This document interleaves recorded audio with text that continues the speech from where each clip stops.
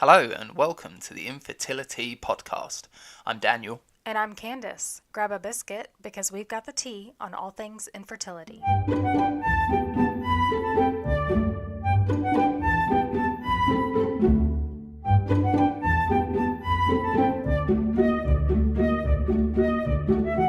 If you'd like to stay up to date with our story, follow me on Instagram at Operation Baby Bump and subscribe to my YouTube channel, Operation Baby Bump. To get connected with others going through infertility, you can join the forums on theinfertility.com. This is a community resource created for infertiles by infertiles. Also, if you're enjoying the podcast, please rate us and leave us a cheeky little review. Hi guys, welcome to episode 12. Episode 12. I always have to hesitate and look. That means we've been going for 3 months. Yeah, and then we had a week off. 3 months and 1 week.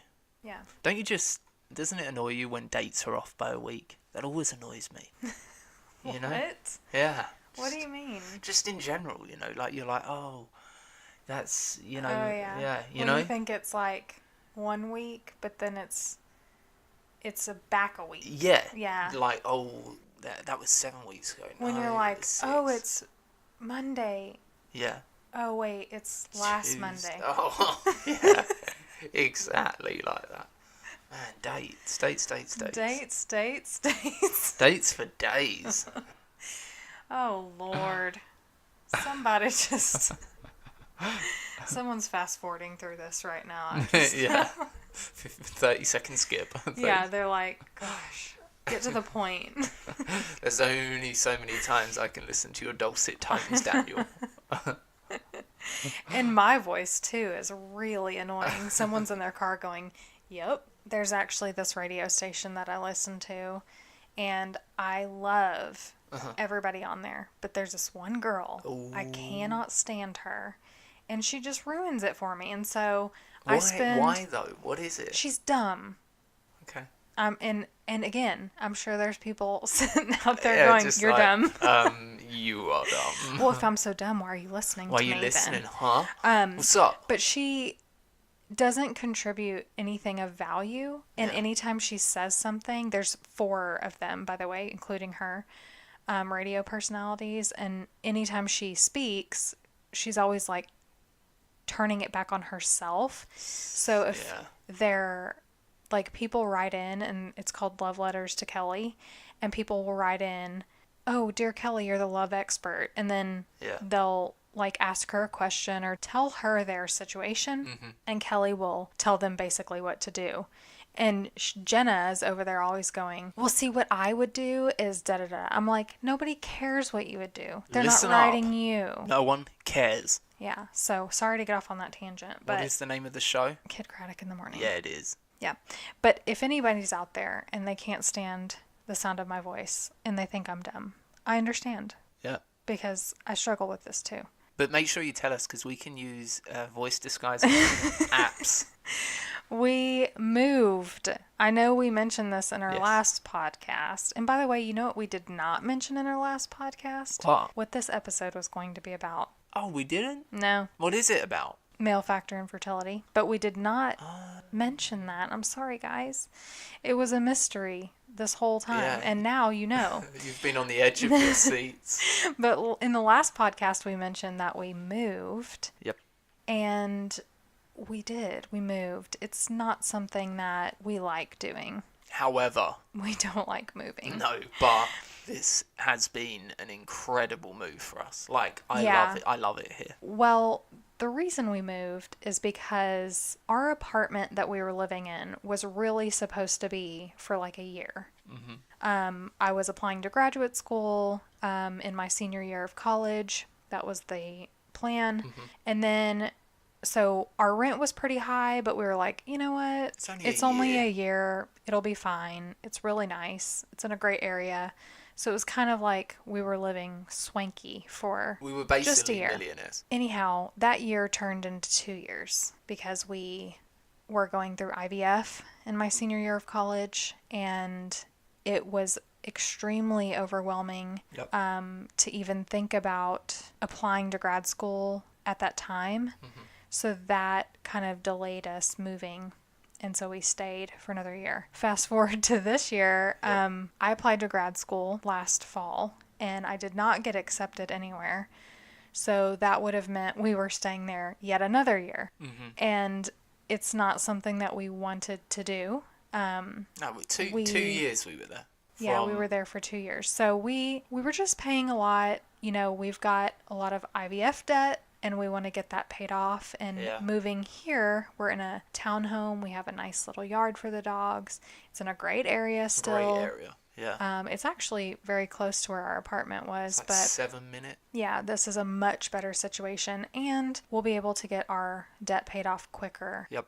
So we feel like the hassle of the move, that sacrifice was going to be worth it in the end. 1 week of being uncomfortable, not knowing your surroundings, lifting things that are too heavy for humans to lift. Yeah. It was well worth it. Yeah. I hired someone on Facebook to help Daniel. What a guy, though. What a nice guy. Yeah, they're best friends now. Yeah, no, seriously. Shout out to Joe. He's not going to listen to this, but shout out to Joe. No, he doesn't know. Have you talked to Joe since then? I'm not. I'm not very good at being a friend. Did he ghost you? I ghosted him. Oh, that's messed up. No, that's not true. We've just not reached out. Men don't do that sort of thing, you know? Yeah. We don't, you know, like, oh, thanks for helping me move. Here's $350. Yeah. Let's be best friends. It just doesn't work like that, you know? We had nothing in common. Absolutely nothing. Nice guy, though. You're both guys. That is 100% correct. Speaking of guys, Go on. Today's episode is all about the guys. You know, in this series, we've been talking about major causes of infertility, and we've really highlighted a lot of factors that women have. But it takes two to tango. It does. So let's talk about the guys, because the guys have issues too sometimes. It's true. So male factor infertility actually accounts for 40 to 50% of all infertility cases. Is that high? Yeah, and I didn't realize that, but it's much more common than you think. Wow, I had no idea. Yeah, and you know, a lot of times I see when there's male factor infertility, there's also a female factor involved, so it's kind of a double whammy. Yeah. So I just want to talk about, I'm going to run down a list of some male infertility factors. Okay. So you have genetics. There could be genetic defects on the male side. What does that mean exactly? What's a genetic defect on the So male they side? could be, like when we talked to Ashley a few episodes ago about her DOR, she also had... Diminished ovarian reserve. Correct. Thanks. Good job. Am I being tested? Gold star. Thanks. Her husband also was a carrier for Fragile X. So... Sorry, Fragile X? Yes. Is that one of the X-Men? X. No. Okay. It is not. What is that? But thank you for asking. Yeah, what is it then? Fragile X is a mutation in the FMR1 gene, which causes Fragile X syndrome. Oh, wow. And it's associated with developmental delays. Their face can be elongated, have bigger ears. So the genetics could be an issue if you are a carrier for something. It would be of interest to a particular couple to do IVF and, you know, PGS test. yeah, exactly. And I hate to say, you know, playing God, but if there's something that's really concerning, anybody would want to shield their child from developmental disabilities. Yeah. So, for example, Down syndrome. Yeah, women with Down syndrome can have children. Right. Men struggle to have children. They usually cannot have kids. No. So that would be a male factor infertility. Yes. If a Down syndrome couple wanted to have a child, they would probably have to do something else. Maybe a sperm donor. Yeah. Or something. I mean, IVF could potentially work. That's something to think about. Genetic defects in males can be assessed by blood work, oftentimes.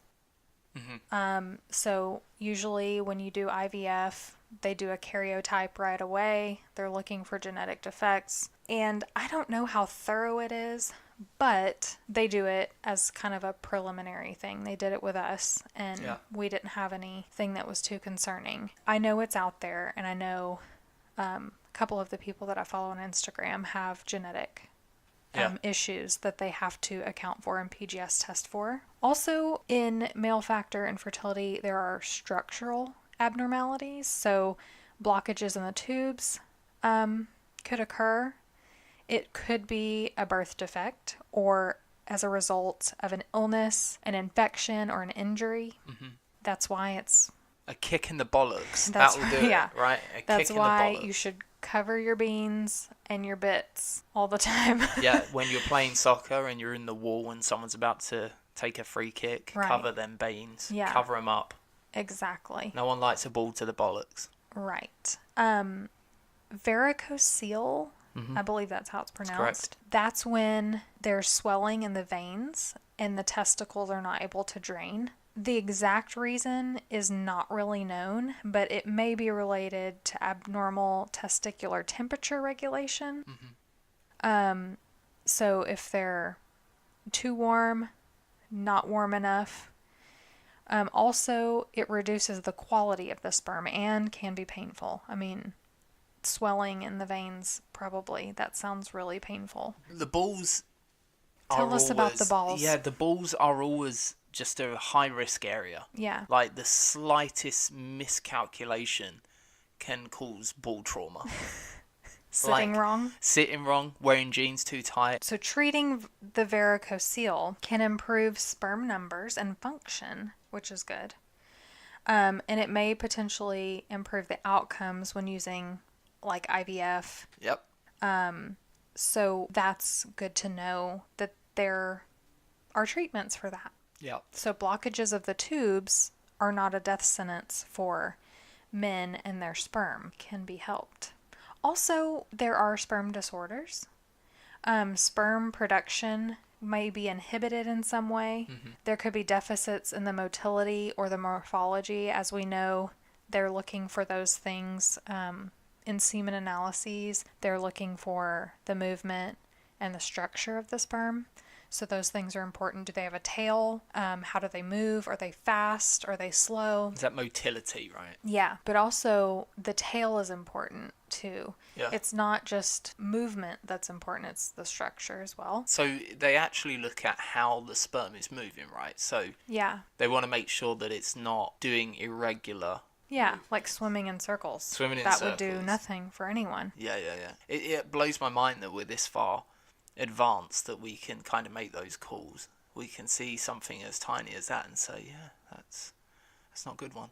Yeah, he's not a keeper. He's not. We're going to let him continue to swim in circles until he passes out. Poor guy. Until he passes out. Just sleep tight, buddy. R.I.P. sperm. Yeah. Also, Spurne. This is the Italian version. Also, sperm DNA fragmentation is an issue. Now, this to me is a bit of a, I don't want to say secret, but I feel like when they're doing sperm analyses, they're looking for the obvious items. They do not test sperm DNA fragmentation. That is a separate test. So is that not part of PGS? Oh, well, no, because that's an embryo, so, isn't it? Yeah. Usually, if there's a sperm DNA fragmentation issue, the embryos won't make it past day 3. And if they arrest around day 3, you would never really know if it was an egg issue or a sperm issue. But if people have done multiple rounds of IVF and the woman has great eggs and, they're healthy, mature, good quality, and then all of her embryos are arresting at day 3, I think this has happened to someone that I know, they figured it out that it was sperm DNA fragmentation. Mm-hmm. Yeah. And while the morphology and the movement was good, the DNA was fragmented in the sperm. Yeah. And that's not a routine test that they do. So sounds expensive. I don't want to say it's a secret, but I will say it's not something that's often caught right away. I think it takes a couple of rounds to go through to start seeing that pattern, which is unfortunate. I wish it was I think that's like standard. One of my big issues with the entire reproductive practice. Like, why aren't we testing everything at the first step? I know. And I think that too. And you know, the thing about being so engaged in the infertility community is I've learned so much. And I think sometimes they only see what they see. And so if they don't see things in their practice, they aren't looking for it. For instance, our clinic, Yeah. who that's not what they're looking for. They're used to getting people in there pregnant and sticking them out the back door like a factory. And when they have someone that is tripping them up, they're not looking for things like endometriosis. No. Because they don't see it all the time. Which, you know, I don't want to harp on about it, guys, but I'll probably mention this in every single episode for the rest of my life about endometriosis. 100%. Any person I ever meet that's having trouble conceiving, the first thing I'll say is, any endometriosis? Right. I just feel like, for us especially, you can't have, what is it, grade 2, is that what they call it? Stage 2. Stage 2. Endometriosis, and you can't assume that is not having an impact on our fertility, especially when you see how bad it was and how covered you were in it. It blows my mind. Yeah. We're trying to plant seeds and expect flowers to grow from sand. That's not going to work. Yeah. And at the time, my doctor was like, you know, even if you had it, removing it isn't really the answer. But guys, that endometrial tissue produces estrogen. And when you're manipulating estrogen, I'm getting off on a tangent, I'm sorry.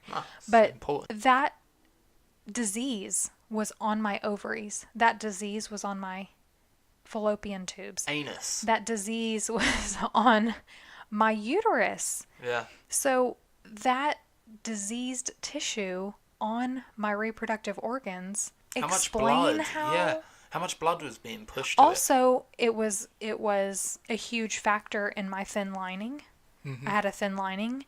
My lining could never thicken up, and that was because estrogen wasn't feeding my lining, it was feeding the endometriosis. 100%. Okay, we're off on a tangent now, so let's get back on track. I'm just sorry one for last that. thing, please get checked for endometriosis. If you have unexplained, and I'm using air quotes, endometriosis, get it checked. Just try it. Maybe it's not. But just try it. But just explore it, please. Please. Okay, let's get back on track. Let's get back to the sperm disorders. Let's. So, oligozoospermia. Please say that again. Oligozoospermia. Please use it in a sentence. Oligozoospermia is low sperm count, less than 15 million sperm. Interesting. So that could be a factor. Yep. Azoospermia is the absence of sperm in the seminal fluid. So there could be no sperm at all. You could have semen, but no sperm in there. Wow. So how could that happen? I don't know. But maybe that's a birth defect. Yeah. That to me sounds probably like it's a birth defect. 100%. If you don't produce any at all. So that would be an issue. Also, I really hate this word, but I've got to say it. There are ejaculation disorders that prevent sperm from getting to the female for conception. So this goes back to how things are operating down there. Give me an example of an ejaculation disorder. It's not shooting out. Right. It's not coming out. So it just so it can't get to the egg. To the places beyond where it's supposed to. So would hanging upside down help? I don't think so. Okay. Just trying to keep this as because binary I think as possible. they're, and this is, come on, this is a graphic discussion. Very. There has to be like a certain velocity for the sperm. Like a terminal to velocity. Get through. What? Sorry. What is wrong with you? Okay, do velocity again. There has to be a certain velocity for the sperm to get in because it has to go through the vagina, through the cervix, and into the uterus. So if you can't get it out there fast, then that is a problem. Probably not if you're doing IVF. Yeah, no, not at all. Obviously, because they're doing it a different way. Well, they put it in the petri and then they just shake it, don't Oh, yeah. in the petri They dish, just and shake they just it. shake it up. Exactly. That's Yeah. exactly how That's it's how done. it is on Lifetime movies. Right. Also in male factor, there could be immunologic disorders. Immunologic disorders. So endocrine disorders, your endocrine system could be disrupted What does that by mean? your endocrine system. Yeah, what is the endocrine? Is that a system? That's your where your reproductive system lives in your body. I thought we were talking about a new system in Star Wars. No. The endocrine system. So, we're going to talk about next week about toxic chemicals that disrupt the endocrine system. So if you have an endocrine disorder, then your body is not producing testosterone like it's supposed to, and estrogen like it's supposed to, and all of that, male or female. Well, that's interesting. Also, there could be anti-sperm antibodies. Like? What like? So anti-sperm antibodies are like immune system cells that mistakenly identify sperm as like a harmful invader, so they eliminate them. So if you're producing anti-sperm antibodies, that's a big problem because your body is killing your own sperm. Like spermicide, internal spermicide. Exactly. And some men might want that if they're players. Yeah, if you a player. If you a player. And you just want to jump around bed to bed. And you're like, I ain't wearing no latex. And then all of a sudden, you live in the dream at that point. Yeah. Yeah, I guess. That doesn't sound good to me, but... No, it sounds terrible. Look, to each their own. So yeah, that's a problem if you're trying to get your wife pregnant. Big problem. Women can also have that. I remember when Dr. Braverman was talking about our immunology results, he told us that I do not produce any antibodies against your DNA, which is great. That was a big deal as well, because we were kind of worried about that. Yeah, that is something to me that's always been in the back of my mind, that what if...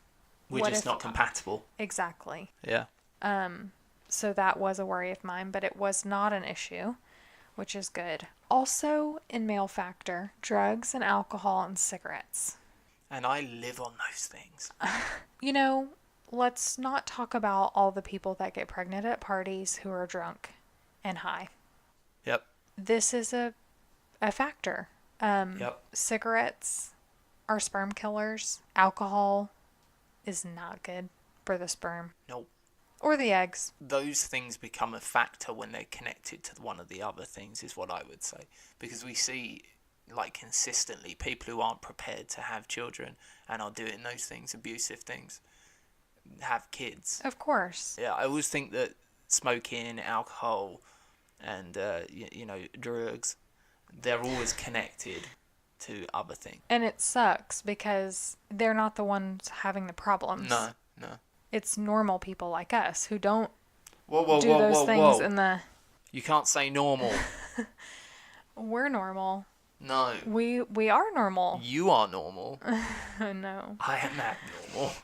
Well, we're both a little weird. Very weird. But I will say that it's people like us who are sitting around spending our money trying to have a baby when we don't drink or smoke or do any of that in the first place. I have a confession. I had a glass of wine last night. Wow. And this is not going to work out. 3 or 4 days earlier, I had another glass of wine. So I've had 2 glasses of wine in about years. Wow. But I'm done now. I've had that stage. Also, and this is lastly, environmental factors.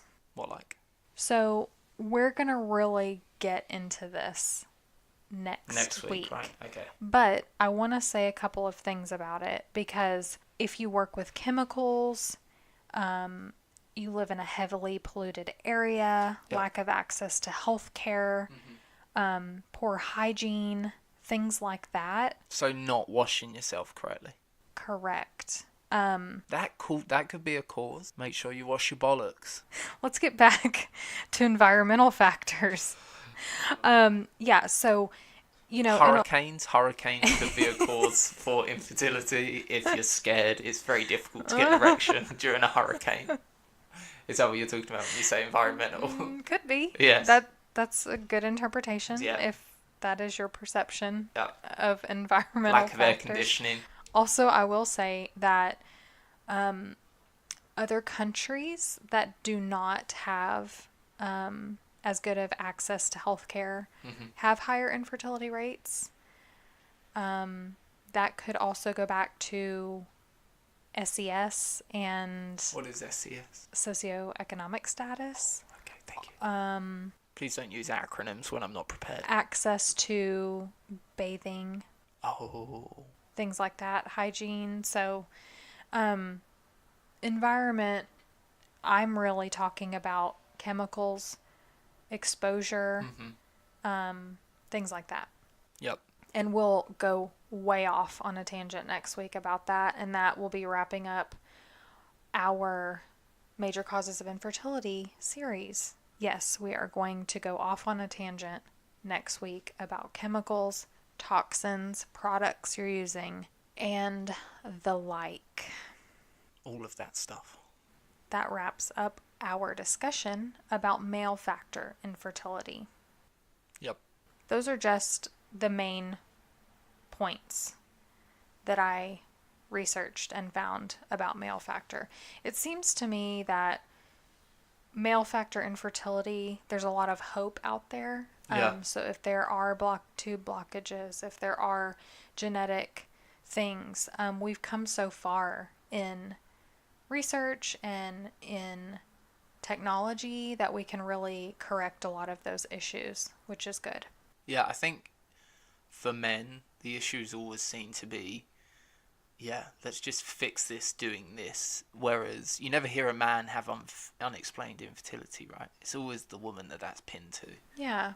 Which is so strange to me. Yeah, and I think it is easier to identify male factor infertility because things are pretty, I don't want to say mechanical. We're not the person who carries the child. Right. So your chemistry has to be right once.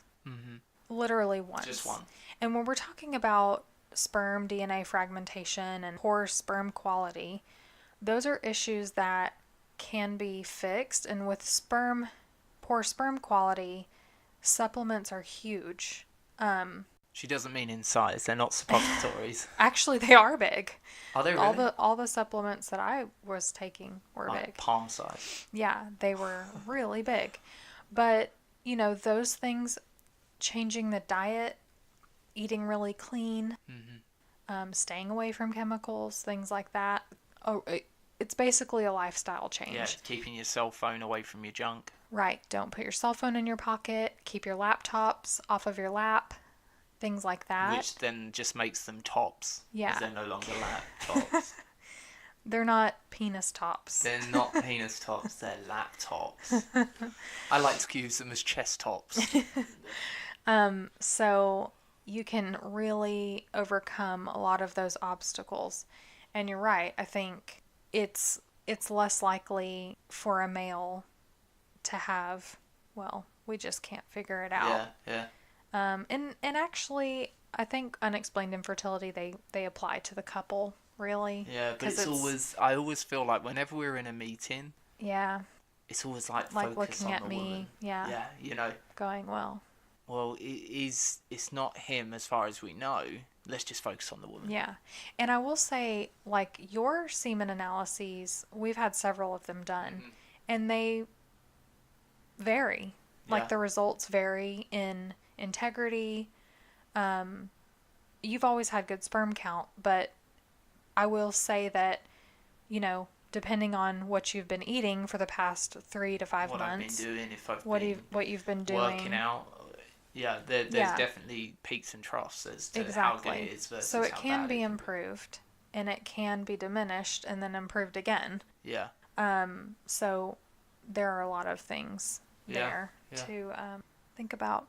I guess that kind of about wraps us up. Yeah, it does. And remember, if you don't want kids, wrap it up. But no, seriously. I really enjoyed the episode where we had questions. So feel free to reach out to Candace with any questions, any advice. We are not medical professionals, but by God do we know what we've seen. and we can help, and we can encourage you. Believe me, this journey always feels like there is a tunnel without any light at the end. Everyone has light at the end. It's just getting there. So ask questions, and we will do our best to help. Yes, and sorry about the sirens in the background. Yeah, so feel free to ask us questions. Slide into my DMs, or you can... Slide into your DMs. Yeah, slide into my DMs, or you can email us at thevanwades@gmail.com. And slide into my inbox that way. Slide on in. Yeah. Permission granted. Next time on the Infertility podcast. Toxic chemicals. Toxic.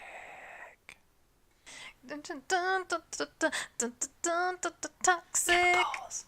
Oh, that song. Oh, yeah. Do you remember that? That was a great song. All right, we're going to go now. Sing it. No. All right, we're going now. That's a good song. Thanks for listening. I'm Daniel. And I'm Candace. No. And I... The taste of a man, so man, a girl.